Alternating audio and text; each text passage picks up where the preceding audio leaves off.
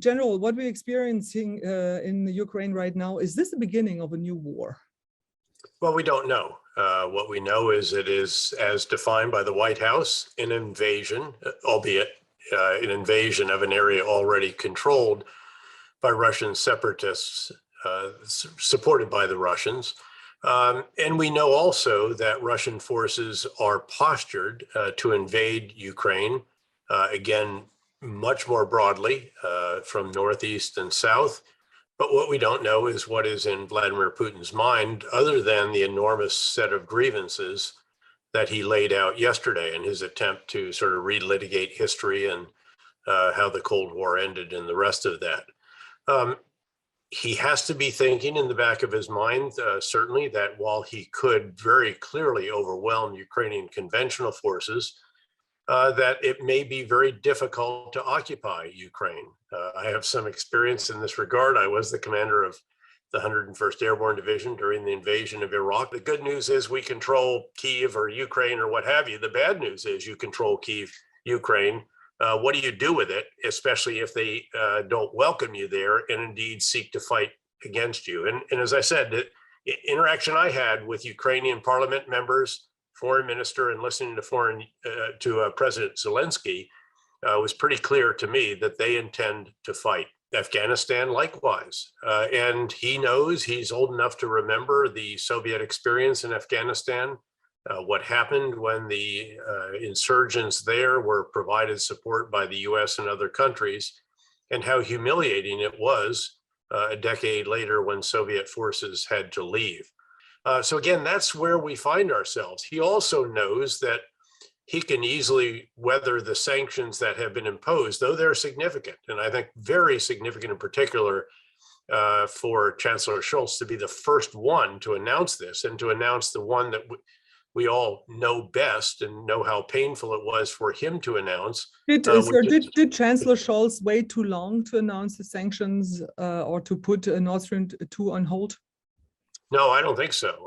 I thought that, he's the first in the wake of this latest provocation to make an announcement. I thought it was very prompt and very swift. The UK Prime Minister followed, and then, of course, the US followed. Now, even what the US did is still a prelude of what more could come. There is a lot of, as they say, runway out there for further sanctions, the most significant of which would be the cutoff of Russia from the SWIFT financial transaction system. The real big one would be if the US said that intellectual property that we created and that is used by countries like Korea, also by Taiwan Semiconductor Manufacturing Corporation and so forth, to make microchips, that could not be exported to Russia. So it's not just the chips they might get from us, it's chips from others who make those chips based on US intellectual property. That would be very, very significant. And again, much broader sanctions on those around him who like to send their kids to various EU countries and the UK and so forth and so on. Right. Still, some say, as Biden announced all these sanctions you were just talking about, but he still rules out military intervention. Some say Putin has nothing to fear.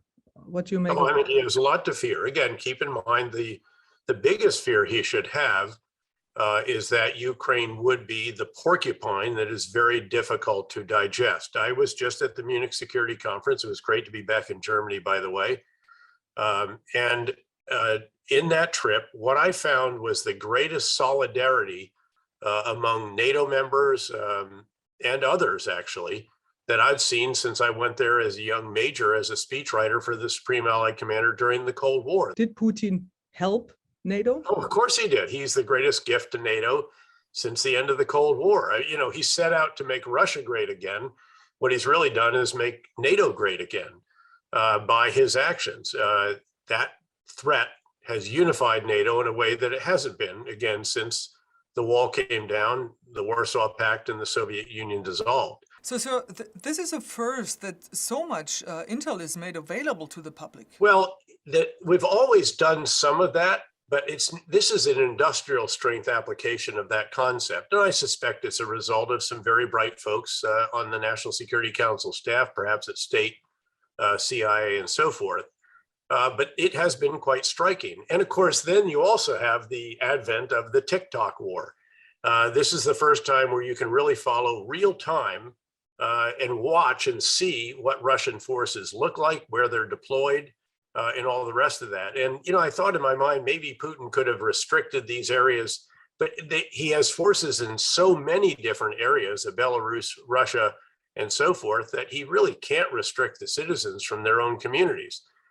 So you see that, and of course, Twitter and other social media applications, which have been very helpful to those of us just looking at open source intelligence real time and seeing what is being assembled. From a military perspective, sir, what needs to be done to stop Putin? President Biden, vice president when I worked with him, I think has been correct in saying that we're not going to put U.S. forces on the ground. Again, domestically, that's just not viable for us, and he doesn't want to start World War III. What has to happen that the U.S. gets militarily involved? Well, it would be something that triggers the Article 5 collective self-defense agreement that is the cornerstone of the NATO alliance. And that's why, of course, President Biden announced the movement of additional U.S. troops into the 3 Baltic states. That's why we pushed the 82nd Airborne Division into Eastern Ukraine, a mechanized brigade. It's why we're taking actions to support the other Eastern European frontline states if Russia goes all the way to the west edge of Ukraine. Do you expect Putin to attack a NATO member? No, goodness no. No, I think he knows that that would be the ultimate red line. Last question, sir. What do you expect from Europe, and in specific, what do you expect from Germany? Do you need more assistance than just what I expect is solidarity. That's what I saw at the Munich Security Conference, and I'm sure that's what we'll see from here.